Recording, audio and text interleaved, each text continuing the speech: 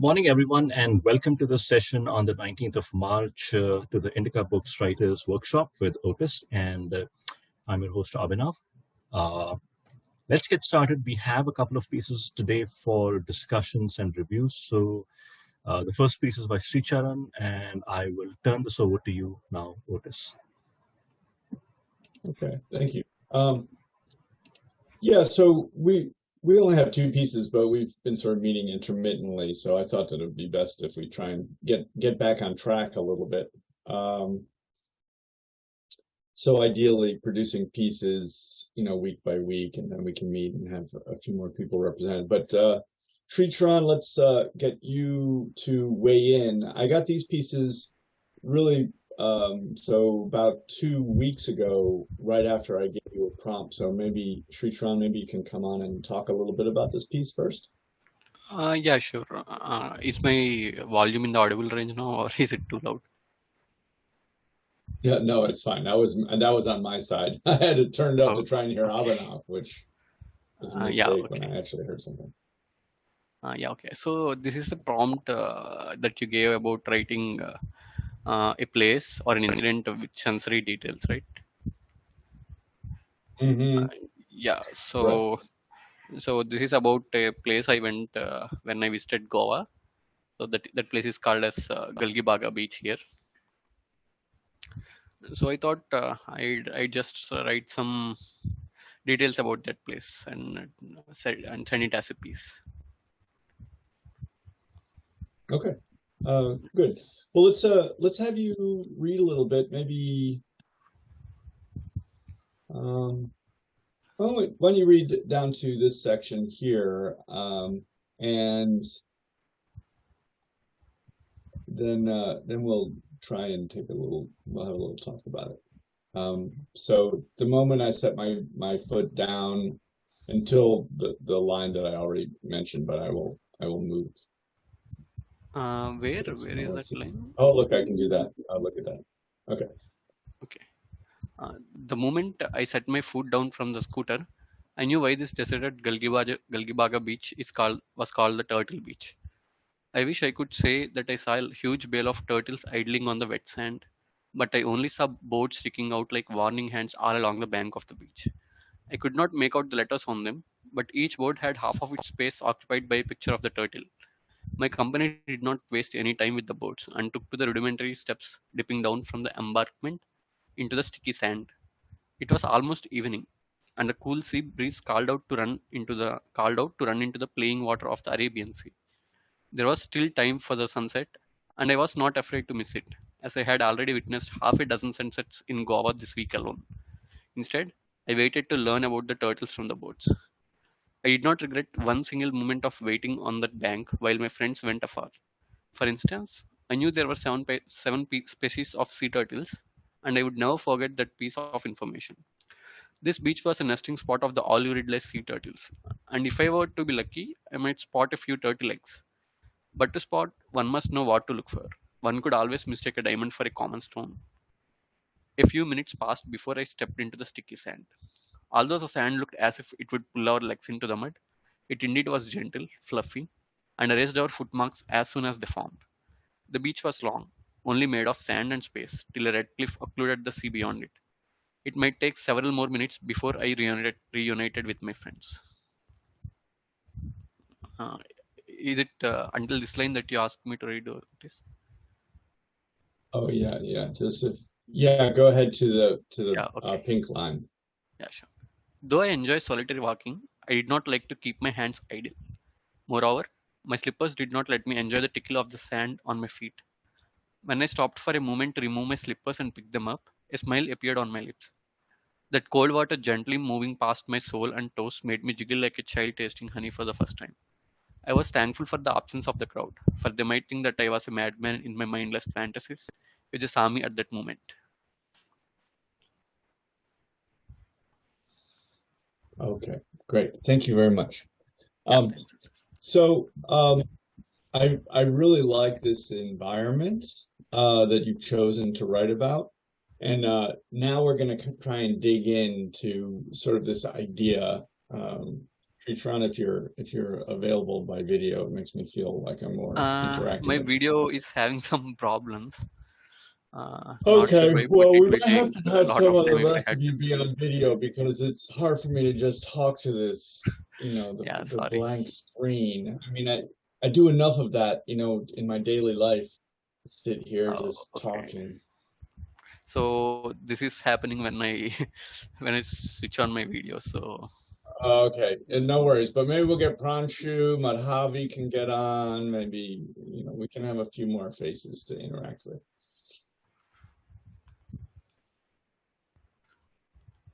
Ah, there's Pranshu. Hey, Pranshu, you got a haircut. Yeah. How many times? Nice. You come Yeah. So the lady actually read somebody else's instructions, and and there was a language issue. I think she only knew Spanish, and so I think she started incorrectly right down the middle. So I said, no, I don't want a Mr. T. Otis might recognize that, so I said, okay, round it up. That's so funny. Well, that's how I cut my hair. I just have my animal shears, and then eventually it gets to the point where it just drives me crazy. Okay, good. Thank you for coming on. Madhavi, if you want to come on too, then we can have a couple more people.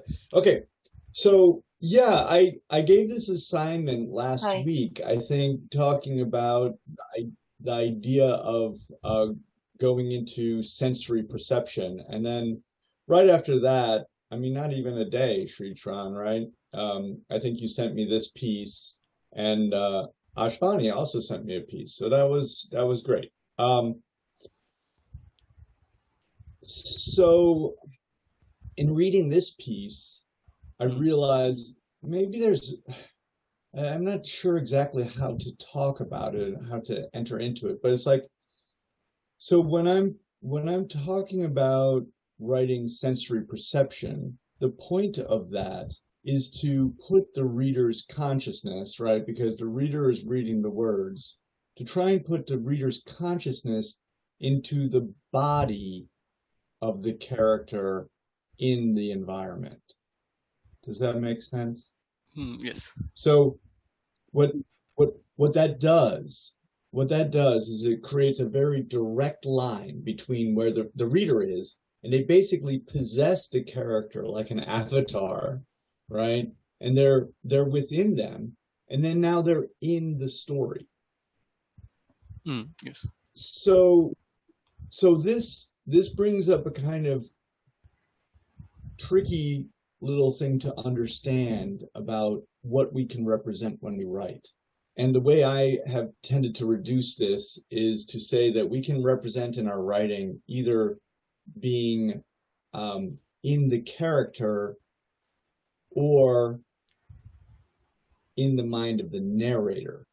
So either we're in the character who's engaged in the action, and I just want to pause on that for a second, engaged in the action, and those actions here, what I'm saying is those actions are sensory perception. The actions of character are sensory perceptions. The narrator is able to write about a character, and so they're basically involved in what I would call a rhetorical. I'm sorry, I've been reading a lot. I've been reading my my book, The Tyrant of Persuasion: How Rhetoric Shaped the Roman World. So this is the kind of thing I read for fun. So I have, rhetoric is a horrible word. I mean, I think it's like rhetoric is kind of a highbrow word, that like loses most people. But anyway, we can write as a narrator who basically engages with the experience of a character from a rhetorical perspective. They have a distance. That distance, I'm going to suggest, is both one of, how do I say this? It's distance. It's both one of time, right? It's also one of location, and it's one that reflects a kind of psychological stance. And what I mean is, so Sri Tran, when you write about your character, you can either be in the body of the character on the beach, or you can be Sri Tran. I don't know where this is in a beach in Goa. How do you? Yeah, Goa. So you're writing someplace. I'm not sure where you're located when you're writing, but you're not located in Goa. Okay, you're located in some other city, far away. So there's a distance between Goa and you, right? Also, you're writing about a time that, let's say it's 3 weeks ago or something like that. So there's a distance of time. And what's also reflected is a distance, a psychological distance. So I'm trying to sort of separate out two different ways of thinking about how we represent, well, basically how we write. And while I'm doing that, and I'm creating this sort of sense of two things, there's either in the character or there's in basically this psychological space of the narrator. So character or narrator. So while I'm saying that, I want to include something that's also complicated. This is not a perfect relationship. Yeah, Pranshu. So there's a question I have is that when you're describing, like the narrator is describing, right, and the sensory perceptions, even the anger he or she is feeling towards certain character, and but you are actually then writing it about it, like with a separation of period of time or something, or period of understanding of what the other person might have been feeling. Is that okay to put that right there and then, or does that sort of break the the picture, the sensory picture you are building right there and then for the reader? Like you see you're having a fight with your yeah. Right. So I think there's something interesting to test there. You were talking about being angry. So if I write, I was angry, am I writing from the narrator's perspective or the character's perspective, do you think? Oh, okay. Right. If I write, I walked into the room, I was angry, is that the narrator or is that the character? Exactly. Oh, okay. So if the narrator is putting it there, then you're not getting the sensory from the character's point of view. Right, because anger is not a sensory perception. Anger is a description of sensory perceptions. It's a rhetorical way to discuss various perceptions in the body. So I saw a tiger. It was, I don't know, it was doing something, that made me angry, I guess. Do you ever have that feeling where like your forearms start to tingle? My forearms tingled. I looked this way and that and crouched. My shoulders dropped around my, the things that the perceptions and the actions that suggest my anger. But when I say I was angry, that's a narrator describing the feeling of the character.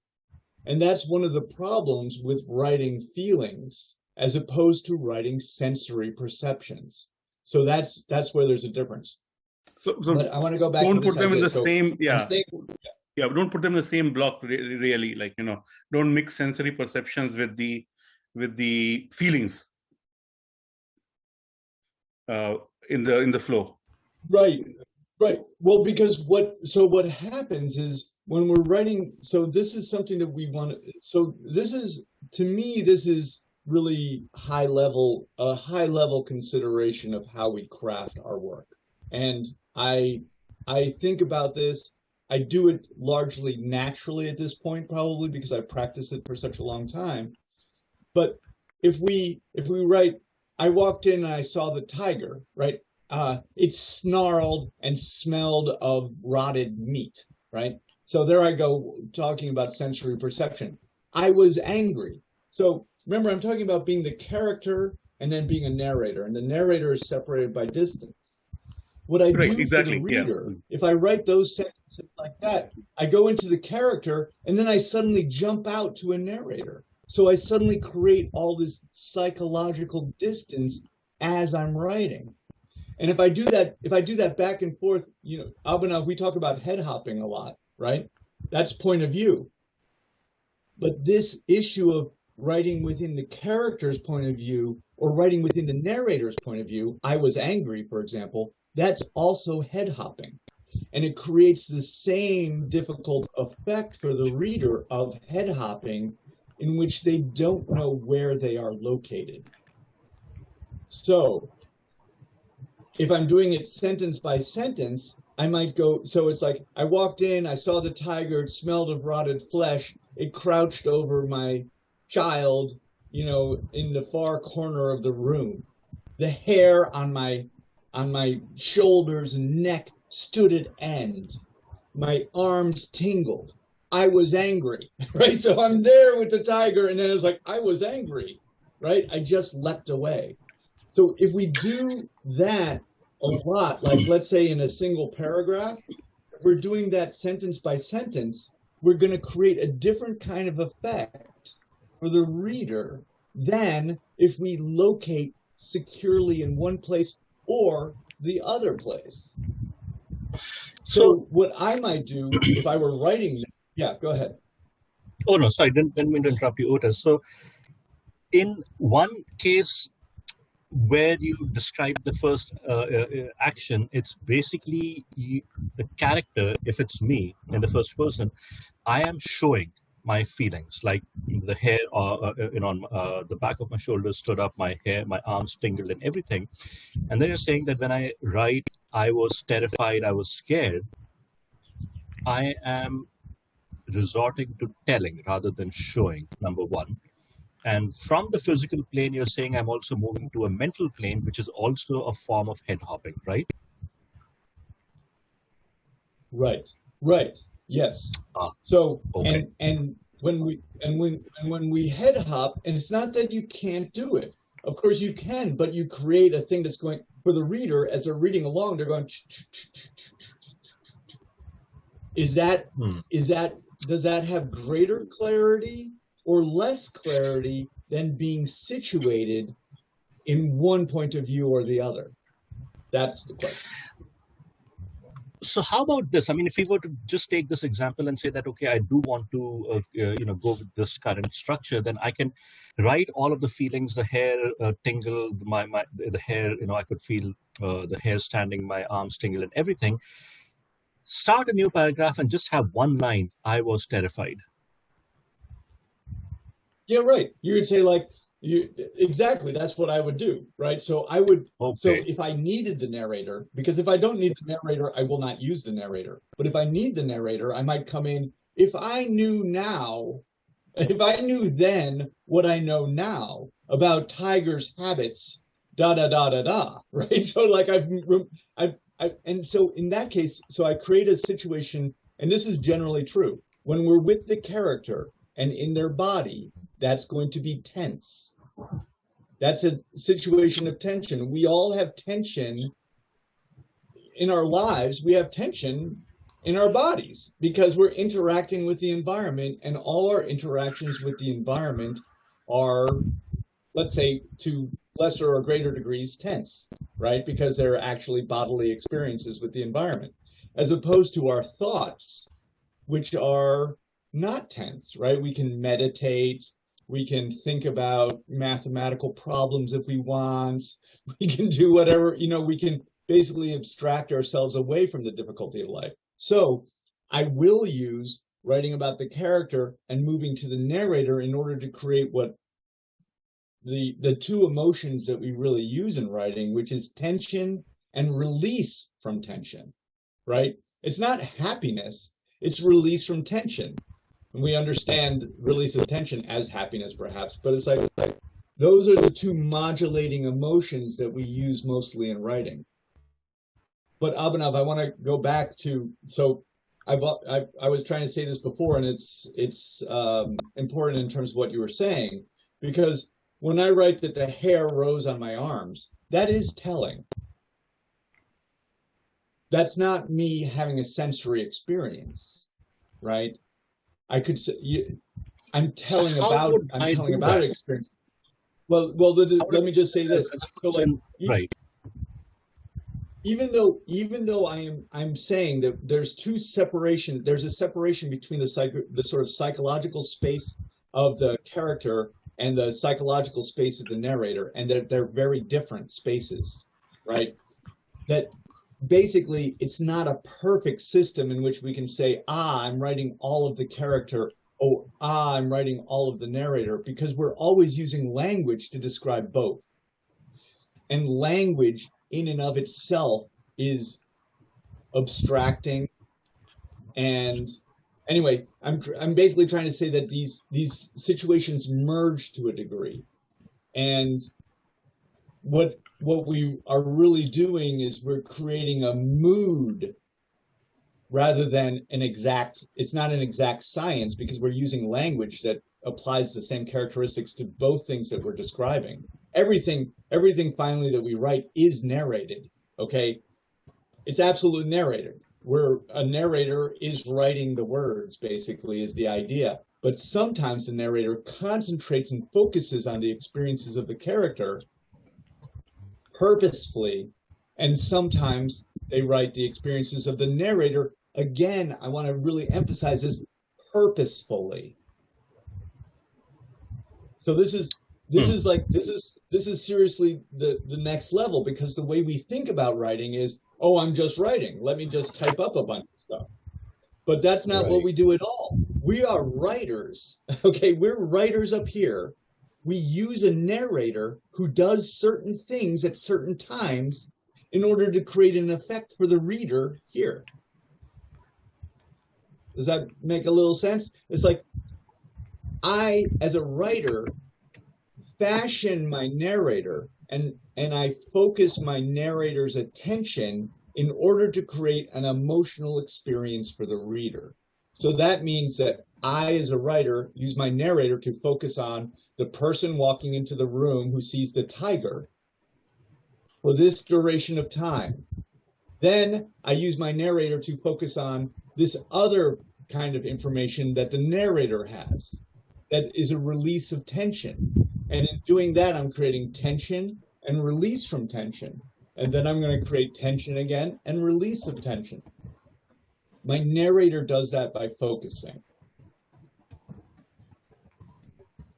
It's not a perfect way to say, oh, I'm in the character 100%, because that's not true. So let's say I write this. On Tuesday, I walked into the convenience store. Okay, so all of that, on Tuesday, I walked into the convenience store as a narrator. I walked to the back aisle. I needed milk. So I'm telling things, but I'm very focused in the activity of the character. So even though I'm narrating, I'm focused. I'm not saying I walked back towards the milk. I needed to get milk for my child who was terribly thirsty. Like, I don't suddenly move out of the scene and go into the past. I stick right with where I am. Towards the back of the convenience store, I saw something slick spilled on the floor. It was red. It shone in the fluorescent lights. I knew it was blood. As I rounded the corner, I saw the body, right? So I'm focusing. That's what I'm really doing, right? The hairs on my arms, what do they call that when the pelio something? But anyway, when the pores tighten and then Brazil. Right. So anyway, and the feeling, I think the word, I think, if I'm not mistaken, is frisson, right? Frisson. That feeling where the hairs on your arms stand up because of a feeling of fear or extreme fear of some unknown. Right. But you see, like, I would be very careful, even as I'm writing this, I would not want to use language that makes my reader have to think about something. Right. I want to keep them focused with my character as they round the corner and see what they're going to see. So that, it's like Later, then I might break away on purpose. I might say later it would be revealed that the da da da da da da da. I might do that, but I'm doing everything that I'm doing in order to create these two feelings for my reader of either tension or release from tension. And I can do the same thing with tension and release from tension, not by going to the narrator's point of view, but I can have it be like, like we see in the movies. In the movies, you would have the scene of walking in the convenience store and going around the corner and seeing a body. And then you would have the shot of later, the person would be talking to a police officer describing what they saw, right? So that's a release of tension. So we can create a release of tension also in scene and with characters. This is also typically done with the A story and the B story. Like, for example, the bank robbery story, the let's get money story, and the love story. The love story is not as tense as the bank robbery story, but it's not that it isn't tense. It is tense. It's just less tense or differently tense than the bank robbery. And we go back and forth between the A and B story to create tension of one kind and then release of tension, but a different kind of tension in the other one. So let's say violent tension and sexual tension, violent and sexual, back and forth. These are the tools of our trade, basically those two emotions in the reader. And again, I'll repeat. So there's two basic ideas here when we're writing in first person, right? Between the difficulty of writing in first person with an I is that actually both the character is named I and the narrator is named I. So moving between the two is kind of... That is a key point. That is a key point, that both are named I, but they're really two characters there. And it is, I think that's the cause of a lot of confusion of conflating the two as a single, as one character. Yeah, Right. Got it. So let's Sri Charan, I know you're on the hot seat, but let's look at your piece a little bit in terms of how to think about this. And I think it's, if you were to apply yourself to trying to rewrite this so that you were really in the body of the character this entire time, instead of going back and forth, that would be a really good exercise for you.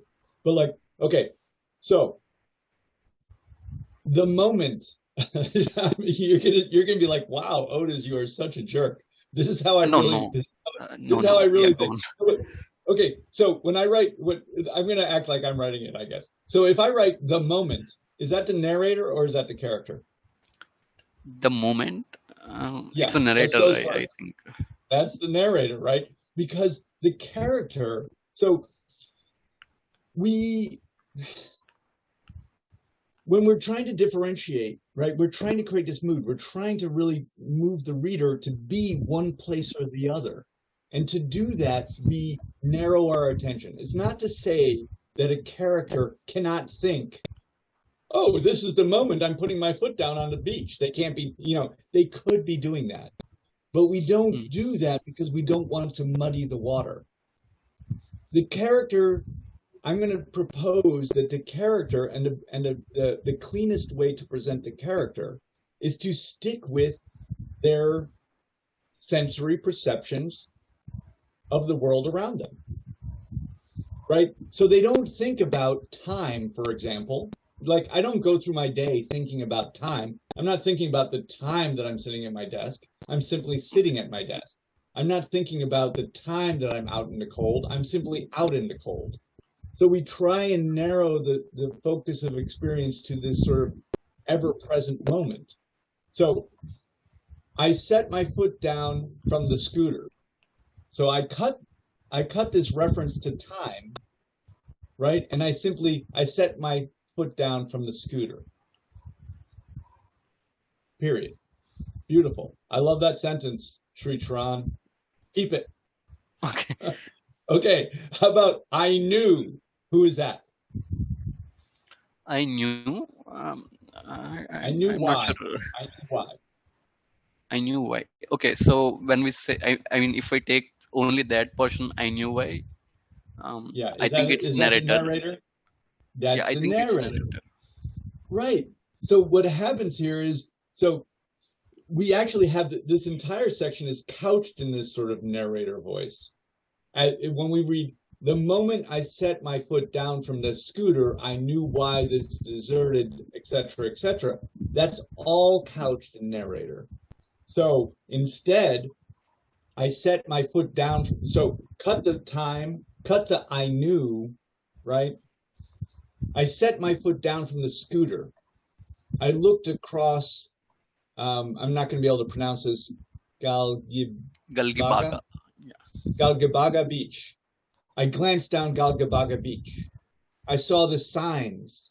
When I stepped closer, I saw the images of turtles. This beach, now I might go to narrator. This beach was known as Turtle Beach, right? So that's the narrator, but I've situated us in there.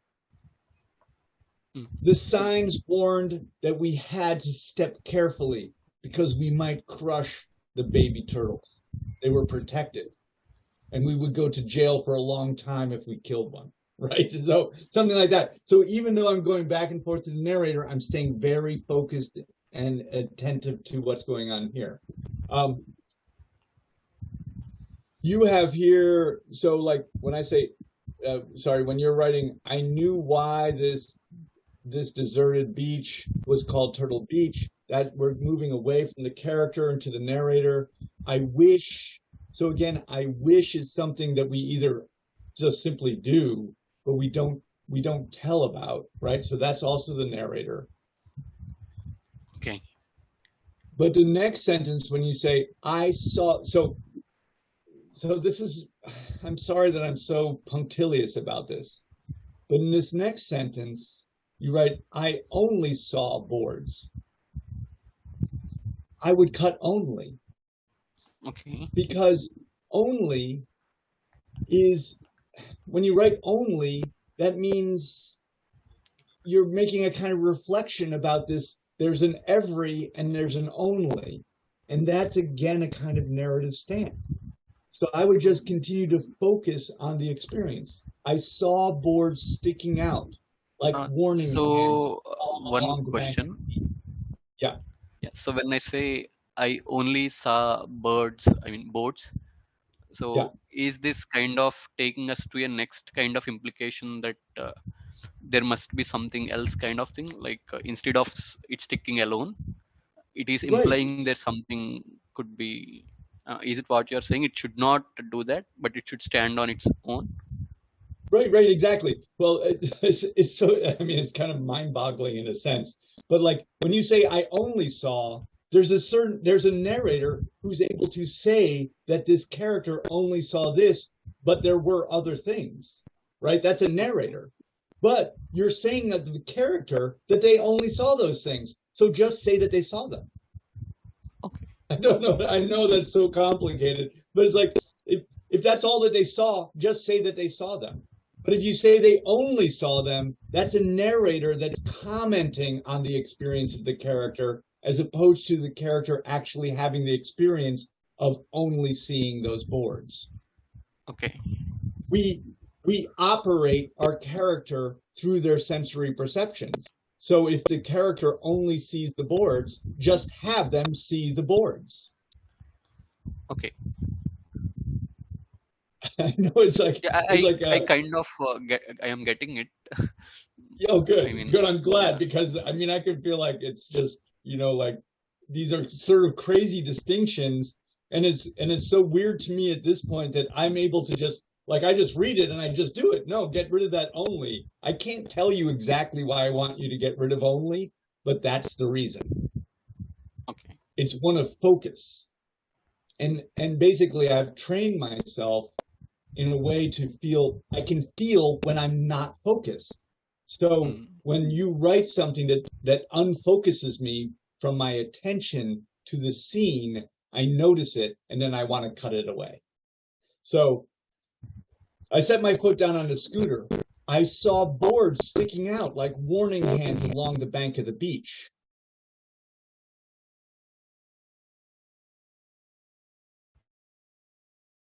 We're going to go, sorry, we're going so sentence by sentence, but this is general advice that I would have. Don't write what doesn't happen, write what does happen. And this is another way to avoid being in the narrator's point of view. So I could not make out the letters on them. So this is a person commenting on what can be done and what can't be done. Instead, try and have your character just do what they are positively doing. I squinted at the sign. The letters were worn and faded. There was an image, not a letter, but something, shaped like a bell. As I stepped closer, I saw it was a turtle, right? So that is very, very good advice that I believe all of us. So I come up with these little ideas that I basically use to apply to my own writing. One of my ideas is do not write what isn't happening, write what is happening. So that is one of my very fundamental, foundational ideas that guides me. I don't always even know why I say that, right? I just say it. It's my boilerplate.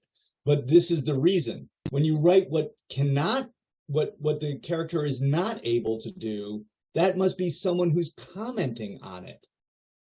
Instead, write what they do. What are their sensory perceptions? It is. Sorry.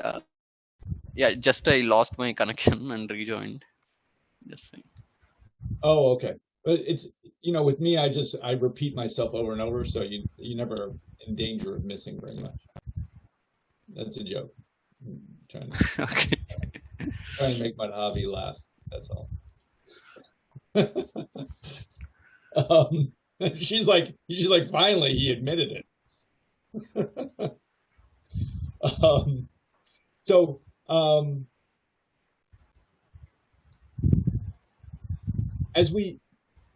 As we move along here, I see what I guess I understand my company now. So okay. I didn't really understand what that meant at first, but so I was like question mark. But my company did not waste time with the boards and took to the rudimentary steps, dipping down from the embankment to the sticky sand. Okay. So that's all a comment, as opposed to sensory perceptions. I turned back to the Jeep. I watched, and then what did you watch? Who are the people? What did they look like? I saw so-and-so and so-and-so, jump out of the beach and run down the steps. Why did I mark sticky? This is a little test. Not sure. Maybe sticky may mean different to different people. Is it why you marked that? Maybe. I mean, honey can be sticky and mud can be sticky. Maybe there are two different kinds of sticky. Well, okay, let's just stick with the idea that the character has to have sensory perceptions. So why would I marked sticky? Anyone else can jump in. It's a perception, but this is a statement of fact that the sand was sticky, not to what the character felt. It may or may not be sticky to others, right? Right. I mean, the character isn't feeling that it's sticky, so how do they know it's sticky? I mean, they're not feeling its stickiness. They're not stepping in it. They don't have their bare feet. When they have their bare feet stepping into the sand, they could feel the sand clump on the bottom of their foot, right? Mm. But in this case, it's someone basically just talking about the sand. The only person who can talk about the sand. So to me, that becomes the narrator again. The narrator can make decisions about things. The narrator can create the world. The narrator can call anything whatever they want to. But I do not want the narrator to simply do whatever they can do. I want the narrator to focus the reader's attention on the experiences of the character until they don't do that in order to release the tension of that moment. So I go back to, well, the simple answer is, yeah, this character doesn't know whether the sand is sticky or not because they haven't touched the sand. They would need to touch it in order to know that. And it's the same thing. It was almost evening and the cool sea, right? The cool sea is the same issue. Mm. How do we know it's cool C? That has to come from, that has to come from the narrator. The narrator is like, well, in that climate, right? Like, because I know my geographical map, and I understand that this area is here, and that the daytime temperature is this, and that relative to that, the ocean would be cooler. This is a narrator that has to be able to make that decision, because it's not something that's understood empirically by the character. Mm. So when I get those words, when I get those things that are not associated with the character, they must only be associated with the narrator. And then therefore, I'm being pulled away to the narrator and I'm losing the character. I'm not saying that there is one good thing to do or not to do. But I'm saying that we as the writer want to create the narrator, and that the narrator is going to apply their attention to the issues of character or release from that purposefully. And that this is basically the fundamental way that we actually influence and move our readership, by creating the two emotions of tension and release from tension. Mm. Okay.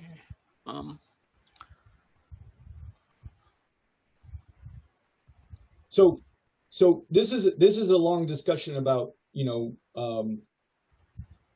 of parsing out these two sides. But I also want to give you the tools basically to accomplish the task. And so those tools are not actually that complicated. They are essentially writing you will notice the sentences that end up working here. So I'm just going to go to the combination of subjects and verbs. Okay. So basically, we can accomplish writing within the character if we try and stick with a subject, right? In this case, I, and we want to really concentrate on what they do in terms of positive action. Not that they knew, not that they, et cetera, but that they actually have sensory perceptions, and that's what we're revealing on the page. So we see that I set my foot down from the scooter. I saw boards sticking out like warning hands along the bank of the beach. Both of those sentences work wonderfully. They work wonderfully because we have the I and then the positive action verb, set my foot down, right? And then the next one is I saw. So both of those are positive actions of the character. If you keep doing that, then you will be writing within the character's point of view. Okay. So it's in a sense trying to, I think when you first start learning this stuff, you think about it as like, oh my God, what can't I do? Right? It's like, I can't do this.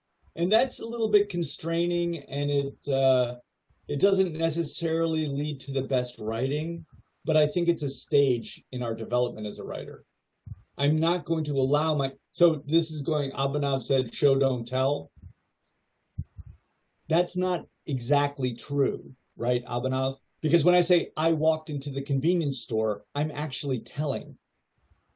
But the reality is I'm focusing on the actions of the character.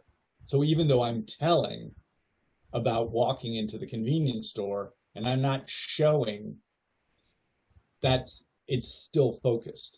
And I'm kind of in the body of the character, sort of. I'm not really, I'm still narrating, but I'm focused on that character. And then from that focus on the character, I can move interiorly, right? So I walked into the convenience store.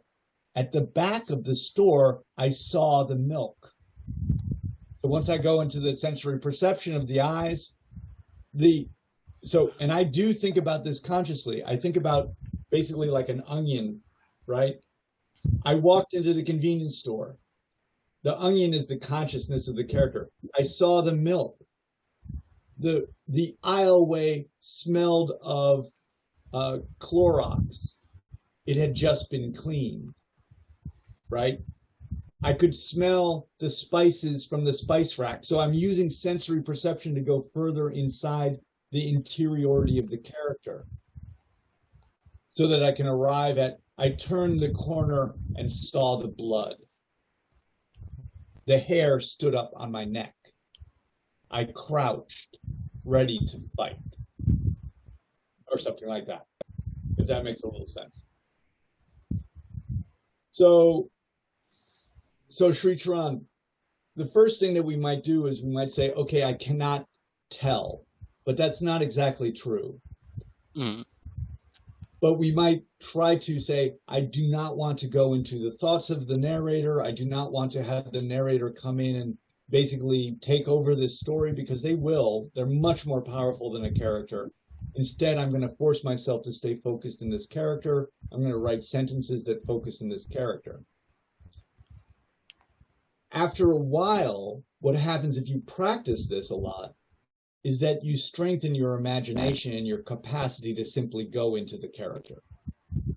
So this is probably why I'm so good at seeing these issues. Like, this is why when I read only, I go, oh my God, and I go crazy, right?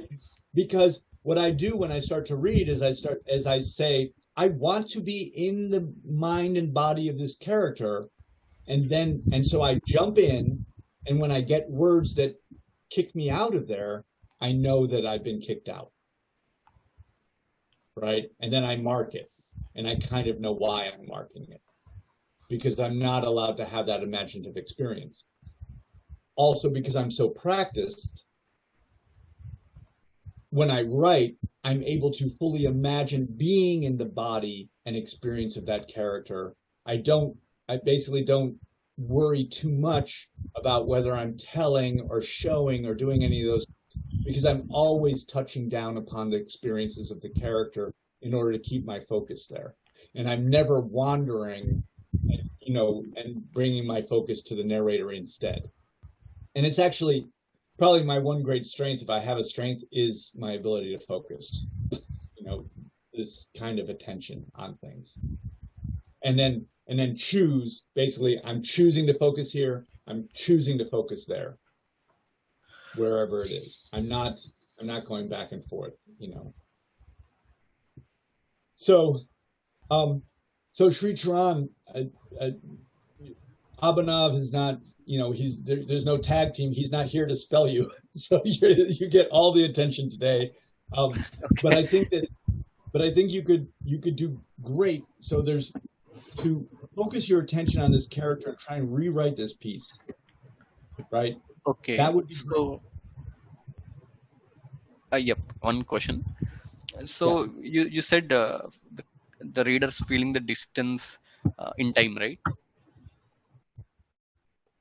Before when you started. They feel a distance between the character and the narrator. The only thing we know about the narrator is that they're not with the character. That's the basic thing that we know. That's the premise. And actually, okay, so is it like a guy writing his experiences in a diary after the events had happened, and taking that book along with him while he is doing that action and writing as they pass on? Right. Well, so you're asking something complex. So if someone's writing a diary, and if they're writing a diary, really as a diaryist, right? They are writing completely as a narrator, right? And in fact, it's kind of the premise of past tense anyway, right? I went to the beach, I looked at the sunset, in the distance I saw the whales, blah, blah, blah. So past tense is already, like I say, everything that we're writing is written by a narrator. So that truth exists. It actually even exists when people write in present tense, which is kind of a convention. It's a conceit. But these issues of psychological space and psychological distance still exist no matter how we're writing, is what I feel. Hmm. And so we want to try, we just want to think about it as a focusing event, to try and focus on the character, focus on their experiences, don't focus on on analyzing those experiences, being the writer. Don't try to be the writer, try to be a narrator who purposely focuses on something for a reason. Okay. But I also wanted to bring up, Sritran, that you could write this entire story completely in the point of view of this character, but it also is not going to really pan out as a story, because we still want to have an interaction between the forces of protagonism and antagonism. So we need to create a situation of basically A plus B will equal C. We have to have something happen in the story. So you want to be conscious Yes, I of mean, that. I purposefully did not include the elements of the story like antagonist, etc. Right. And it's interesting too, Sritran, like you didn't do that because you were experimenting with this issue, but when you took out the tension, because you actually very often write very solidly within your character, because you have an instinct towards writing these conflicts between protagonists and antagonists. And when you do that, you'll notice, right, when you have a situation of tension between protagonists and antagonists, just as we do in real life, we have a kind of myopia, right? When we have a conflict, we have a kind of myopia. We have our attention, our sort of evolutionary, our survival instinct kicks in, and we focus on the issue at hand. When you write stories in which when you represent those tensions, you tend to focus on the experiences of the character. But here, where you ignored that, you're going all over the place. Isn't that? I think that's kind of interesting, right? Like when you do focus on telling a story, which you almost always do, you always create situations of tension. You do focus in on the characters more so. It's not to say that you do it perfectly, right? But you do focus on them more so. Here, where you didn't have any tension, you are lost between the character, who very seldom actually gets on the page, and most often you just remain in the narrator, who's the person who's just thinking stuff.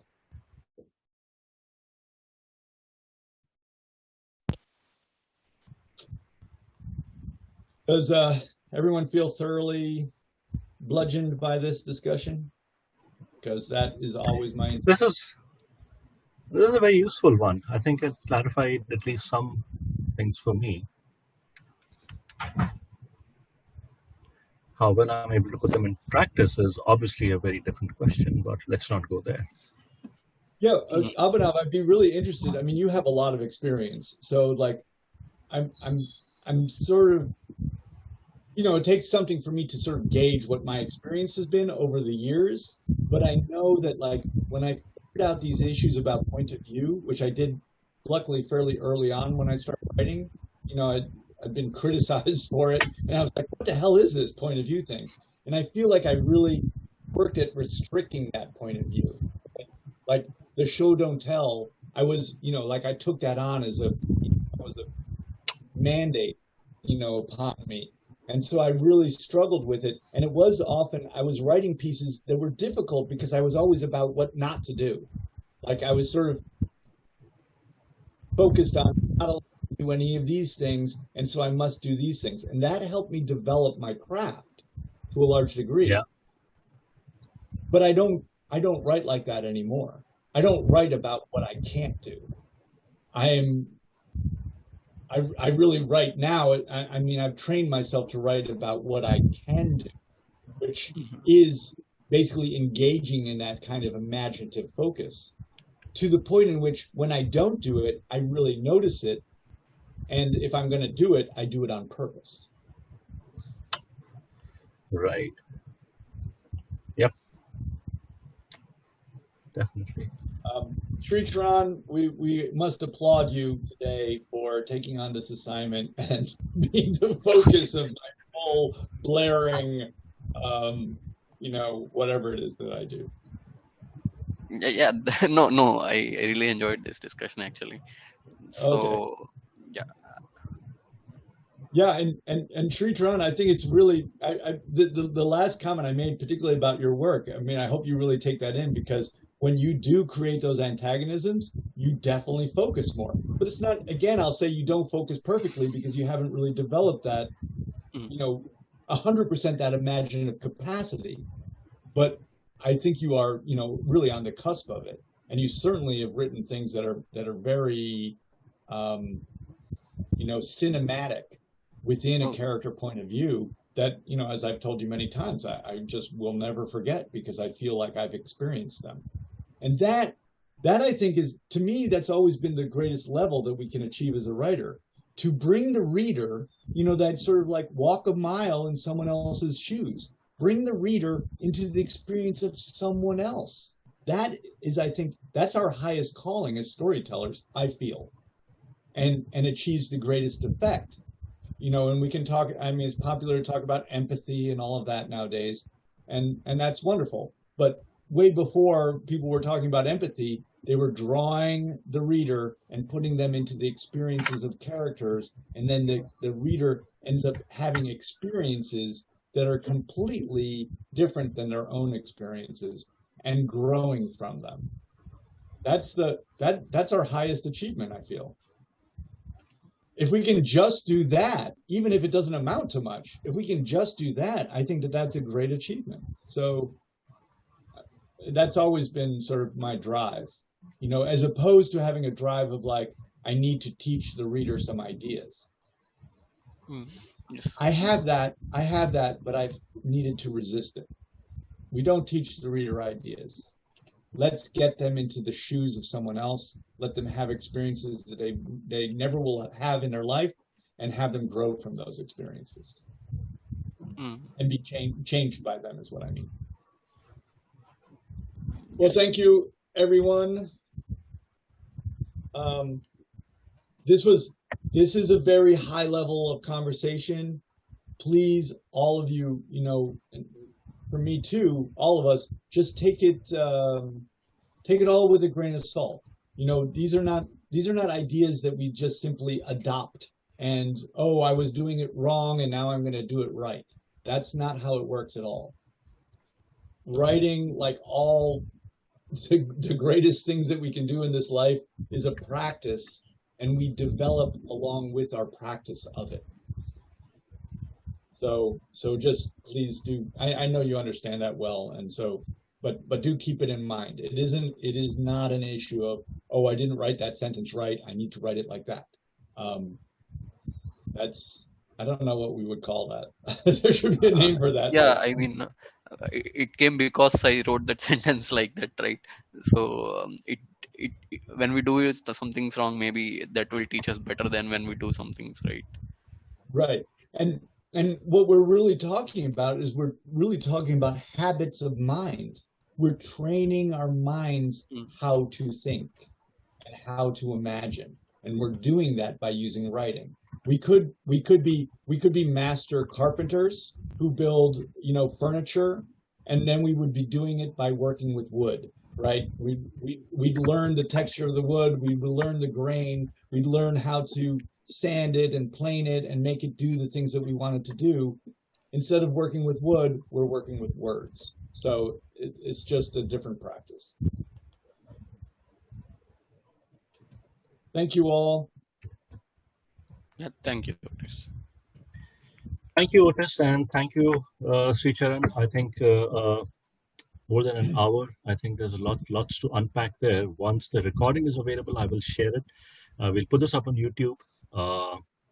So thank you, Sricharan, for submitting the piece, and thank you, Otis, for your feedback. As I said, I learned something new today, and I think it's. I'll try and put this in practice, and I think if we do, it will improve our writing no end.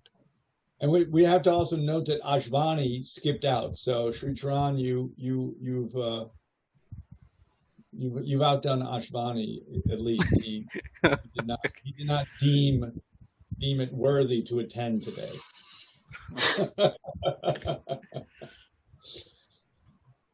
Okay, thank you all.